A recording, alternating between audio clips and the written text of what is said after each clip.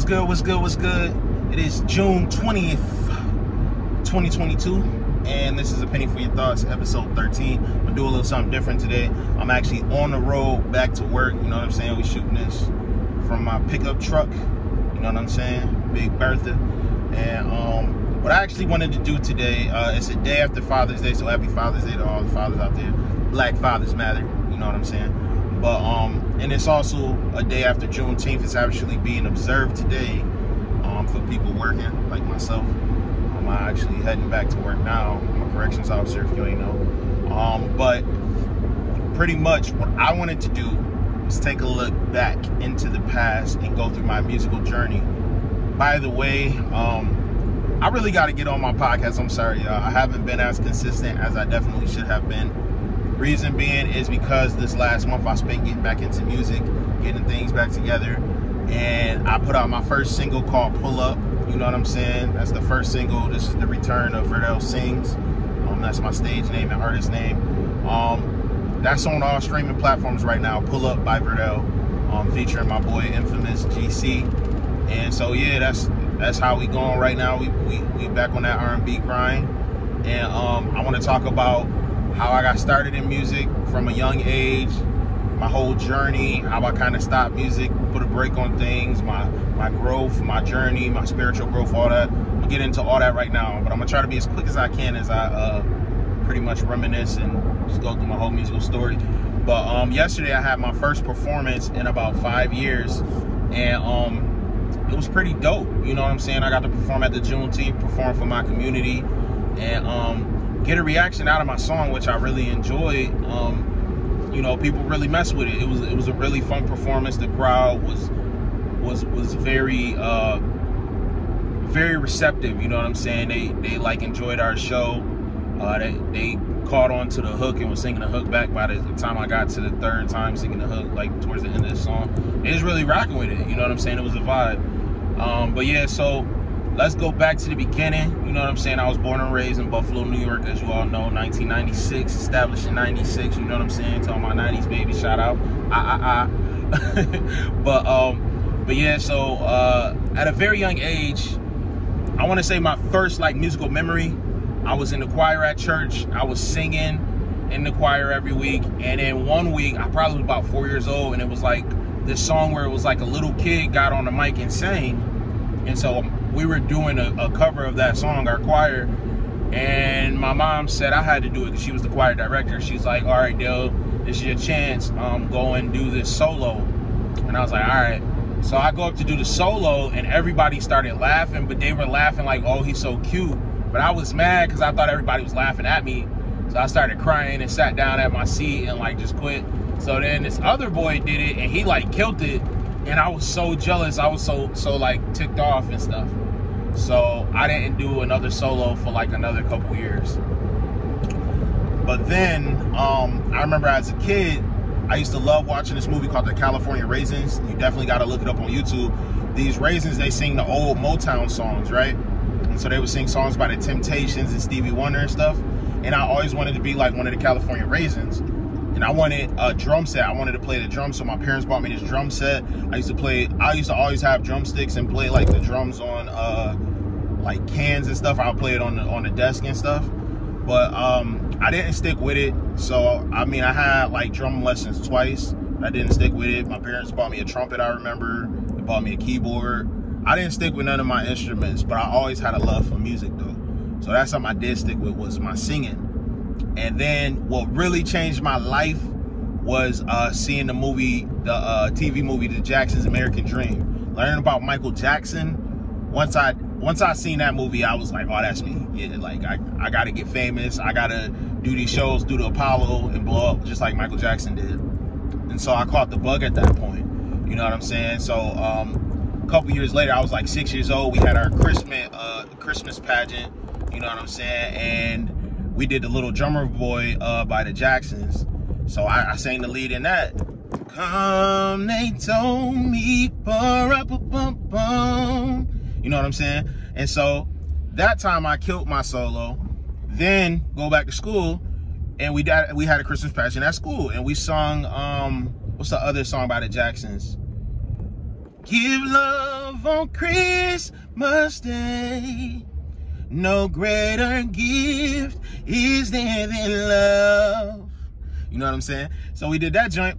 It was another hit. So after that, I had 2 shows under my belt where I was singing with other people, but I was kind of leading in the songs. And I remember, like, when I sung that joint at school, I was like going ham. It's like all the other kids was just sitting there like mumbling and stuff, but I was really like going ham, singing it with my heart and stuff. And that was like my first experiences of singing, and like both times the crowds gave us like standing ovations and stuff. It was really good reception. After that, I went back to being a kid. I would sing all the time. I was singing to like girls that I had crushes on. People thought I was weird. I was always singing, but I never did like shows and stuff because I ain't gonna lie, I had stage fright still. Until I was 9 years old, 4th grade. So this is what happened. Chris Brown had dropped on the scene, right? Chris Brown came out. It's 2005, 2006. And he came out with Run It. And I remember his video first debuted on BET. My whole family was like, Dale, come look at this. This boy look just like you. I don't look like Chris Brown no more, but you know, I'm light skinned, he light skinned, so everybody used to say I look just like Chris Brown when I was younger. When I was younger and he had the baby face, I had my baby face, he had his baby face, there was a little bit of a resemblance back in like 05. I was 9 years old, he was 16 years old. It did look like I could be like his little brother, his long lost little brother. I don't look like him no more, he don't look like me no more, because you know, his face all skinny and I done got fat and he be snorting the snow, you know what I'm saying? You already know. Shout out to my boy Deion Dawkins from the Buffalo Bills. But anyways, to get back to the story, at that point, I was a fan of Chris Brown's. I'm like, okay, he like a new like Usher or whatever. You know, I was a big fan of Usher too. Kind of like a new like Chris Brown / Usher thing going on. So he did Run It. That was his first song. His second single though was Yo. So that was like on some R&B type stuff. And it was slowed down and it was smooth and stuff, and I was like, that's something I could do. So the school talent show came up. I'm in 4th grade. I did Yo. I had my whole like, I had this red and black like Nike jumpsuit my mom bought me, and then I had a red and black fitted. Yo, I looked so fly from head to toe. Then I had just all black sneakers. Yo, I looked so fly just from like the outfit. Before we even talk about me getting on stage, you know what I'm saying? Like, presentation was already on point. I got up there, I sung Yo. I remember at the end of the song, when he breaks down into the bridge, I wanna be where you are. Ain't nothing wrong with dancing, baby, it's so romantic, baby. You know what I'm saying? I got down on one knee at the bridge, and I like reached out to the crowd. The girls were going crazy. I'm talking about like Yo. And I remember, you know, as a kid, you don't really get that much money. Like, you might get allowance. My dad gave me like 15 bucks. I felt like I was on the top of the world because he was like, you killed that, son. Girls was coming up to me after the show. They lost their mind. They was asking me for my autograph. I was this kid in school that like none of the girls paid no attention to, paid no mind to. After I did that, girls was literally asking me for my autograph like I was Chris Brown. It was so crazy. So I was 4th grade. Once I did that, I really caught the bug. You know what I'm saying? So, like when I got down on one knee, I remember I sung to this one girl, held her hand, and like it was just crazy. So after that, like I pretty much had the elementary school unlocked. But then I graduated and I went to my middle school, City Honors, which is actually an 8-year school. It's 5th through 12th. So my whole goal there was to get in everything musical I could possible. So I auditioned for the musicals. I was auditioning for talent shows. You know what I'm saying? But you know, things wasn't really panning out the same way that they was back when I was in 4th grade. So I kind of slowed down on music, focused more on sports. I played football, played basketball, you know what I'm saying? Just like a regular kid. And what happened was when I was in the 8th grade, that was when Michael Jackson passed away. And so that hit me hard, but I was always a huge Michael Jackson fan. So what I did in my grieving process, dealing with the fact that Michael Jackson had passed away, I did like a lot of super fans did at the time, which was I dove deep into his music, deep into his music videos, his content, his interviews, everything Michael Jackson. I was reading all these books on it. And as the deeper I dove into Michael Jackson and his music, I started rehearsing. I started looking at what the Jacksons did, which with Joe, their father, he practiced and rehearsed them every day with like a belt. Now I didn't, you know, rehearse with a belt myself, like I would beat myself or whatever. No, not like that. But I just grinded and grit, like, you know what I'm saying? I practiced and rehearsed every day doing like Michael Jackson, just playing Thriller over and over again, dancing and singing all the songs, acting like it was my album pretty much, just going ham. I'm talking like I would stay upstairs and my mom would be banging like, "Dale, stop dancing so hard." I'm sitting there moonwalking and, you know, doing the Michael Jackson like little jump that he doing stuff and doing the spins and stuff. I'm like going ham. I'll be doing James Brown. Then I started expanding to different artists, so I started looking up other artists from the 80s like Prince and New Edition, Bobby Brown, and I got back into Chris Brown, got back into Usher. And so like after that, I wanted to try a school talent show. So when I was in the 8th grade, I tried out for my high school's talent show at City Honors. Now, what I did was I did Billie Jean. This was like my first real big performance ever since 4th grade. Now it's like 4 years later, you know what I'm saying? I did Billie Jean, straight killed it. I remember they had the spotlight on me. I had the shiny glove and everything, hit the moonwalk. Whole crowd was screaming, got a standing ovation when I did this. But I couldn't place because I wasn't in high school, they said, or whatever. So I didn't get top 3, but everybody came up to me after the show, and this is what mattered most to me. I won the crowd over, and everybody in the crowd was like, "Bro, I don't know how you didn't win that. It's ridiculous that you didn't win that. You was the best actor in the show." And so that stuck with me. So after that, I started doing Michael Jackson everywhere I can. I was the biggest Michael Jackson fan. So really, I kind of unintentionally became an impersonator, even though I was really trying to be my own artist. At the time, I just wanted to emulate and honor Michael Jackson. So that's what I kept doing. I was doing Michael Jackson on every show I can. I started hitting all these talent shows. Any little place I could find, any venue, any open mic, any karaoke, I'm doing Billie Jean, you know what I'm saying? And so what happened was, I did it at this Black History event in like 2010. And I caught the eye of my man, Robert Harris, who had the Youth Prison Prevention Project at the time. And so he was trying to form his own like little group, pretty much like his own like local Buffalo's Young Money. And so I was like the R&B singer in like his like little group of like teenagers that like make music. It was literally like Buffalo's version of Young Money. It was kind of funny. It was right after Young Money popped off with, you know, Drake, Lil Wayne, and Tyga and stuff. Yeah, Nicki Minaj. So we had girls, we had girls that rap, girls that sing, guys that rap. I was like the R&B singer of the group, and I was rapping too. And so that summer, I did probably over like 100 shows, no lie, like not kidding. There was literally like a performance like every other day that summer. And that summer really gave me a lot of artist development. That was the first time I got into the studio and started recording. We recorded a positive album, and then we recorded a gospel album. You know what I'm saying? So we was performing in churches, performing everywhere across, and I was doing my Michael Jackson, not in churches, but I was doing my Michael Jackson. I performed at the Juneteenth for the first time, so this is like 2010 and 2011. Those 2 years, I got so many performances in, and I really thought I was about to get like signing, make it big time. Like I thought I was gonna be, like the Black Justin Bieber, because Justin Bieber had just popped off. It was this big, like, you know, white boy that all the girls loved. He was pretty much doing R&B music, but they called him a pop star because, you know, he's white. But he was pretty much doing R&B music, but he was like the biggest star at the time. And so, yeah, when he popped off, and all that like momentum was going for me, I was like, I'm next.